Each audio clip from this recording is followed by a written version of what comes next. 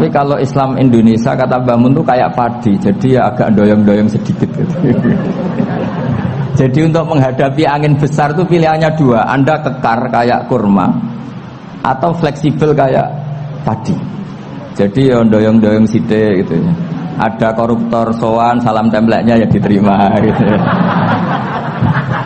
Ada calon bupati cantik ya didukung, pokoknya agak-agak doyong gitu.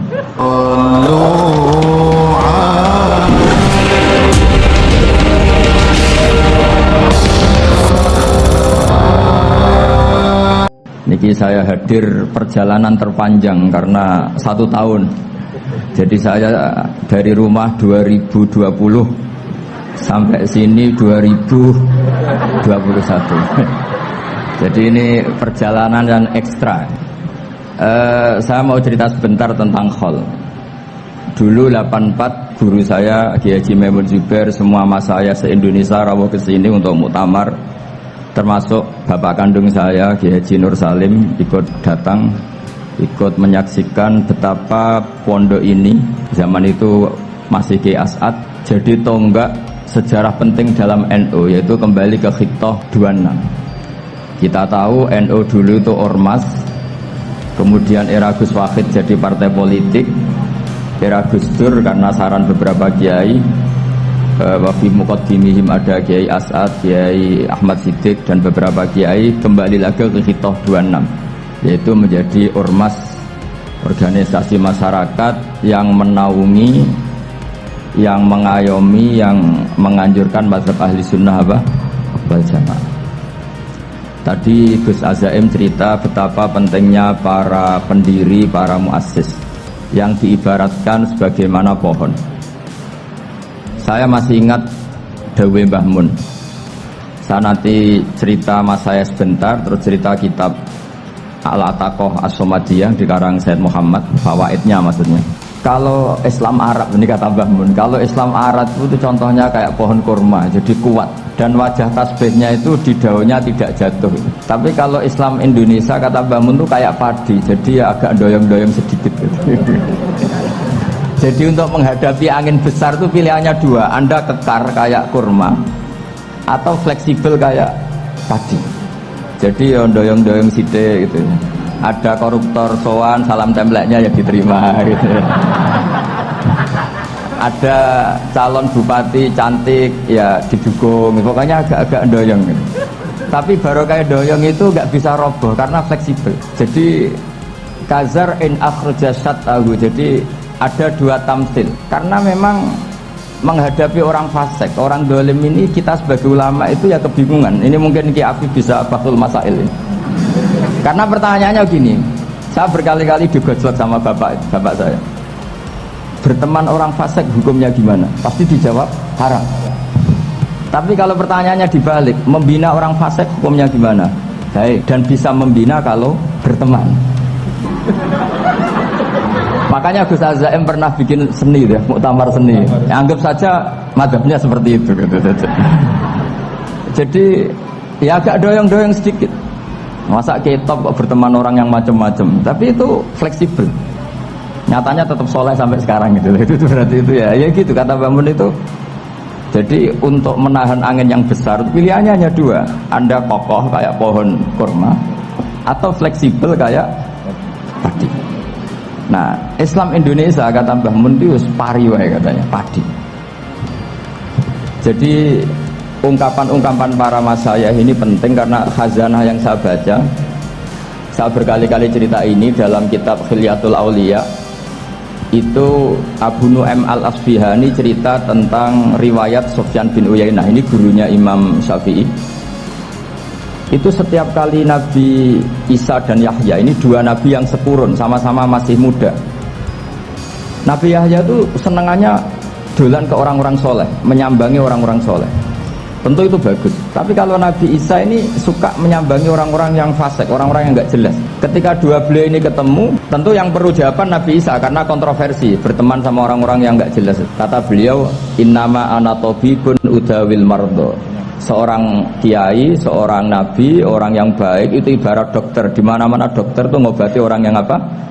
sakit. Kalau Anda dokter dan peneliti satu penyakit, pasti cari daerah yang banyak pandeminya. Masa neliti pandemi di orang-orang yang apa? Sehat. Jadi ini juga perlu dibahsul masail karena tadi dibolak-balik itu. Berteman orang fasik hukumnya haram karena wa in kana dasarrin fajanibhu sur'atan. Tapi kalau bina orang fasik hukumnya baik. Bisa bina kalau berteman.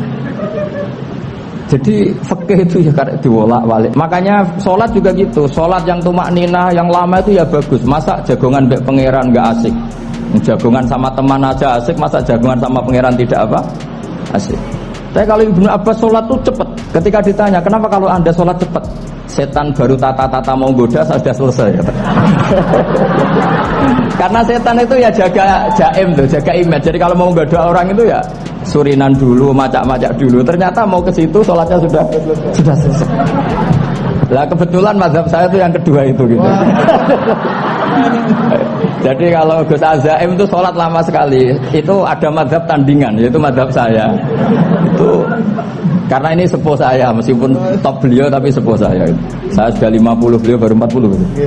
Ini berarti baru memulai kiai. Kalau pakai umur nubuah ini baru memulai. Jadi mazhab itu penting. Jadi pembanding itu harus diutarakan sehingga dalam fikih manapun itu sebuah madhab itu harus diuji itu lewat pembanding. Dulu itu setiap debat fikih antar ulama itu mesti nggak ada yang menang. Misalnya saya kiai kelihatan miskin itu ya baik supaya santri-santri yang miskin itu punya teman gitu. Karena rata-rata santri itu miskin. Nah, dikancani kiai kan seneng gitu. Tapi problemnya kiai yang miskin itu ya nggak bisa nolong santri karena dia sendiri apa miskin gitu. Makanya dulu Imam Syafi'i itu pengagum orang miskin. Setelah ngaji Imam Malik, tanya, ya Imam Malik, orang yang sealim jenengan itu siapa? Jawabnya Imam Malik lucu. Dulu Abu Hanifah, sekarang orangnya sudah meninggal ya. Ilmunya dititipkan atau diwaris oleh Muhammad bin Hasan Asy-Syaibani. Akhirnya Imam Syafi'i dibiayai Imam Malik ke Irak. Imam Syafi'i miskin, bisanya ke sana dibiayai Imam Malik. Itu seperti Abu Ya Said Muhammad masyhur, ini murid beliau. Kalau ada santri boyong kan mesti apa?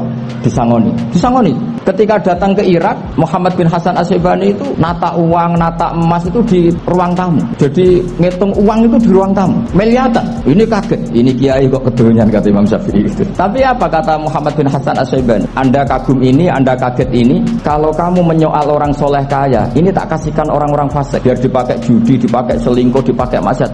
Jangan. Harta ini harus tetap di orang soleh. Kalau ke orang fasik bahaya.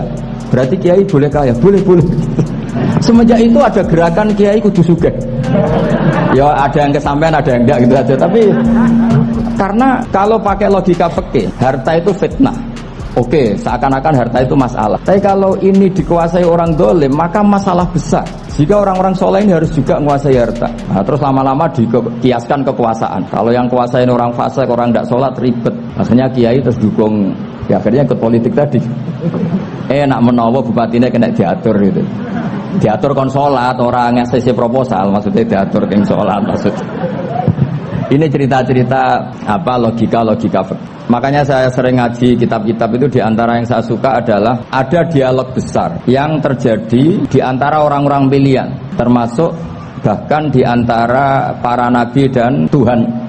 Jadi unik, Allah sendiri kadang mengajari kecerdasan para nabi itu ya lewat dialog. Masyhur itu, Nabi Ibrahim itu punya ruang khusus untuk sholat dan tidak boleh siapapun masuk situ. Tahu-tahu ada yang sudah di situ. Beliau membuka, kaget. Siapa memberi izin ke kamu yang punya rumah ini? Saya yang punya rumah dan saya tidak memberi izin kamu. Yang memberi izin saya itu yang punya saya, kamu dan rumah ini, yaitu Allah Ta'ala katanya. Wah berarti kamu malaikat dong? Iya saya malaikat Israel. Disuruh nyabut nyawa kamu kan? Ya agak sopan karena nggak pernah mondok di Salafiyah gitu. Itu namanya malaikat Israel itu. Itu akhirnya Nabi Ibrahim bilang, wah itu keliru, Anda pasti keliru. Hal ra'aita habiban yumitu habibah, hal ra'aita khalilan yumitu khalilah. Saya ini Khalilur Rahman, saya ini kekasih Allah. Masa ada kekasih bunuh yang dikasih? Itu Israel akhirnya ngaji, masuk akal juga. Ternyata perintah ini mungkin hoax ya. Pokoknya dia terus mikir akhirnya. Iya ya, masa ini kekasih Allah kemudian oleh Allah dibunuh, dimatikan. Terbanglah Israel, matur lagi, ya Allah, kata Ibrahim, hal ra'aita khalilan yumitu khalilah. Masa kekasih bunuh yang dia apa? Kasih. Kayaknya masuk akal Gusti. mulai ngaji lah kira-kira gitu malaikat. Akhirnya oleh Allah dijawab, ya sudah begini, kamu datang ke Ibrahim bilang hal ra'aita habiban yakrahu ayyalqa habibah. Masa kekasih tidak siap ketemu yang dikasihi. Nah, jadi akhirnya Nabi Ibrahim Israel datang lagi. Logikanya sekarang enggak gitu begini katanya diajarin. Hal ra'aita habiban yakrahu ayyalqa habibah. Masa kekasih tidak siap ketemu yang dikasih. Kata Ibrahim, oke, ya terus mau meninggal. Jadi kalau jenengan cinta betul sama Allah ya harus ya tidak usah jangan sekarang tapi. Kalau mati di rumah aja, kalau di pondok ngerepotnya kiainya nanti itu. Tapi nanti setelah punya cucu banyak lah. Nah, barokahnya baca ini dialog-dialog orang pilihan ini akan tersibak. Karena tidak dalam semua kebaikan itu nggak ada logikanya, rata-rata ada logikanya. Misalnya begini, kalau Anda orang soleh, kemudian anak Anda pamit mau sekolah di Jerman, pilihan Anda mengizinkan apa enggak? Karena potensi jadi fasik ya tinggi karena di tempat-tempat potensi berdakwah dari daerah yang untuk daerah yang tidak ada dai-nya menjadi ada. Itu mesti ulama itu berdebat. Misalnya punya anak pamit mau kembali atau keluarga. Yang satu cara berpikir optimis. Awal ada dai di beberapa negara Eropa itu ya barokahnya imigran, pekerja, mahasiswa. Dan semua itu bumi Allah, harus ada tasbih, harus ada tahmid. Dan itu harus dimulai dari kemauan atau mengizinkan anak asuh kita ke sana. Tapi di sisi yang lain potensi jadi fasik itu tinggi sekali. Momennya iman pas-pasan. Nah hal-hal seperti ini itu pasti jadi perdebatan. Dan kita harus menjawab. Dan tadi kayaknya di semua Basul Masail Pondok Salafiyah jawabnya pede semua, nggak ada ragu, nggak ada khilaf. Baguslah kalau pede. Meskipun nanti mungkin ada ulama lain yang cara berpikir apa? Berbeda. Sehingga ini saya cerita ya. Sehingga di kitab-kitab fikih, misalnya saya kok hidup di Bali sudah punya komunitas ngaji, itu kok saya pindah ke Sukorejo sini, banyak ulama yang mengatakan haram. Karena membiarkan bumi Allah yang sudah pernah ada orang yang sujud kemudian ditinggalkan kosong dan kemudian dikuasai orang yang tidak sujud. Jadi dianggap itu pembiaran. Jadi banyak di kitab Qalyubi, sarahnya Mahalli, jika ada seorang muslim yang hidup di negara orang kafir, dia nyaman, tidak dapat teror, itu nggak boleh lagi pindah ke negara Islam yang sehat. Karena takutnya li Allah yastau liyal kafir tilkal buk'ah, supaya bumi itu tidak dikuasai orang kafir. Jadi ini hal-hal yang para fuqaha itu harus berdebat. Karena ini masalah-masalah furu'iyah. Sehingga mulai dulu ya banyak ulama yang nyun sewu berpolitik, mulai Wali Songo sampai sekarang alhamdulillah yang minat banyak. Mungkin bedanya ikhlas sama tidaknya.